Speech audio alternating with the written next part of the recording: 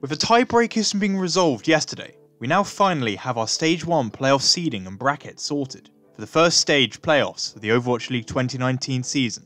So let's look at what the first round matches are and who I believe will progress through each round to eventually be crowned our Stage 1 champions.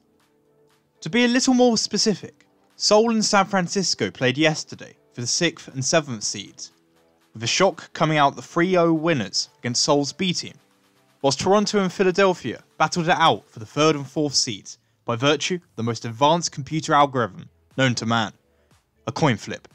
We saw Toronto made the 3rd seed. After this was completed, we finally knew all our matchups, as well as the bracket they'd be in.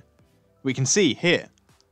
The games would be the Vancouver Titans versus Boston Uprising, Philadelphia Fusion versus Atlanta Reign, Toronto Defiant versus San Francisco Shock, and finally, the Seoul Dynasty versus New York Excelsior. So now I'm going to go through each matchup individually and discuss what I think will happen. The first game is between the Seoul Dynasty and New York Excelsior, as the two sides meet again in the first round of the playoffs after a Week 3 match that saw New York come out on top 3-1. Since their last meeting, both sides have significantly improved, with an impressive win from the Dynasty against London behind Fisher, and the Excelsior 4-0ing San Francisco. In their last meeting, both teams have very strong defences, and the main difference was in each side's ability to attack objectives, with Seoul not actually capturing a single point, and New York at times playing a little arrogantly and ignorantly, with poor team coordination. It was surprising to note that Dynasty ran their B team in their tiebreaker loss to the Shock, suggesting that they actually might have wanted to play the Excelsior, maybe because of some strategy they have prepared since last time, with Fisher now playing well. But even if this were the case, I think the New York is just too strong at the moment, and they'll probably end up winning the series 3-1 or even 3-0 and continue their streak of beating Seoul. Following this game comes a series that sees the Vancouver Titans go against the Boston Uprising, in what in my opinion is the most one-sided affair in the first round of the playoffs. I want to take nothing away from Boston, who've had a great Stage 1 and qualified for the stage playoffs by completing an incredible reverse sweep against Dallas in the past week, behind Fusions, who's been the heart, soul and voice of his team. However, Boston's biggest weakness is when they are forced to play on the back foot, or are engaged upon aggressively, as they are a team that so far hasn't shown an ability to play a passive counter-attacking style. This weakness is perhaps perfectly embodied by the Titans, who are by far and away the most aggressive team in the league, behind the Mad Lad Bumper. And as such, I don't see this game as much of a hurdle for Vancouver, who I expect to comfortably 3-0 their opponents. After Thursday's games, Friday is kicked off by the contest between the Atlanta Reign and the Philadelphia Fusion. This is a very intriguing matchup, as both sides of late haven't shown us the greatest level of quality. Philly have fumbled through the last 3 weeks, whilst Atlanta have taken their fans on a rollercoaster ride that saw them just scrape through in the end by edging out Houston after a surprising loss to the Hunters earlier this week. The Reign plays a high risk, high reward style that seems to get them a lot of kills, but also be killed a lot more than other teams, with their tanks Dako and Pokpo doing a lot more damage before Defran comes in to clean up and take the final blows. Depending upon which maps are played, they could use this to target Sado when he's forced onto his uncomfortable Reinhardt. The Fusion meanwhile will need players like Poco, Carpe and Boombox to play at their highest level if they are to avoid a loss to a team that some see as the worst side in the playoffs.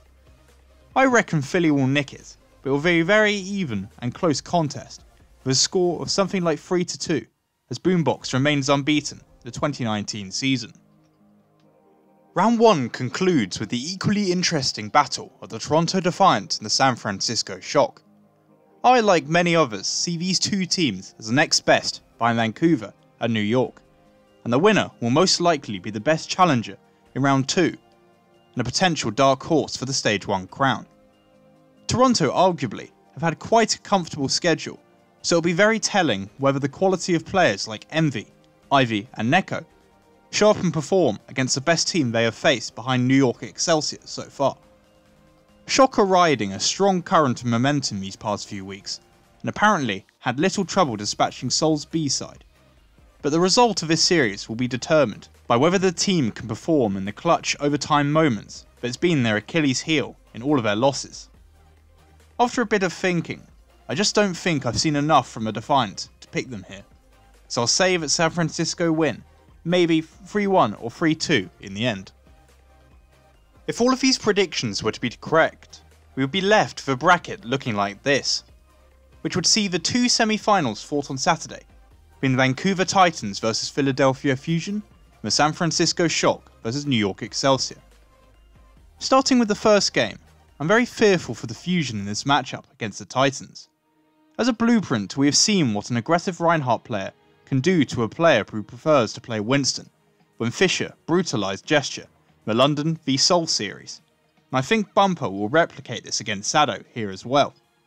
You can make the argument that every player on the Titans 6 is better in their role than their opposite number on the side of Philly. It is because of these reasons that I reckon Vancouver will dispatch them easily. They will face the victor of the match between the San Francisco Shock and New York Excelsior, a rematch of the Week 4 4-0 Excelsior victory. That previous series is misleading based on its scoreline, as the Shock played the series very close, only collapsing in the clutch and overtime moments. Another strange point was how San Francisco didn't play their usual aggressive style, but instead looked to copy New York and invite pressure to force out their opponent's mistakes. This only found limited success last time out. If this match is repeated, it will be curious to see if we see a similar pattern, but I reckon it will be closer in terms of map score this second time round. However, I just think the collective of New York will manage to overcome the Shock this time around again and advance to the Stage 1 finals. If these results happen, we are, to few people's surprise, left with the Vancouver Titans facing off against the New York Excelsior in the Stage 1 playoff finals. Now, there's been much debate about which team people think is better of the two, and they've been neck and neck in my power rankings for weeks, with only a slight edge to the Excelsior. The Titans can look to the performance that Boston had in Week 1, as well as some of Shock's success. It's a good blueprint for finding victory aggressively against New York's counter-attacking style. However, I'm of the opinion that Vancouver won't be able to fully utilise the space Bumper will provide them against New York, as players like Jonak will use his aggressive positions to find areas to punish him and the backline of the Titans. Fundamentally, I'm just not sure that stylistically the two sides match up well, and I think we might be in for a similar situation to Super Bowl 48 on a much smaller scale, where a great offense from Vancouver gets crushed in the face of an outstanding defense, which will crown the New York Excelsior Stage 1 champions. With my predictions concluded, I'd like to thank you for watching. You can expect reviews over the course of each playoff round, and a deeper preview of the final, and perhaps an analysis video over the next few days. Otherwise, please like and subscribe if you enjoyed for this continuing Overwatch League content.